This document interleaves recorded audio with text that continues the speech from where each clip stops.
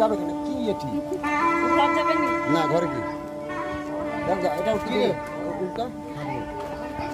আপন ফিলিং দিয়ে দিলেন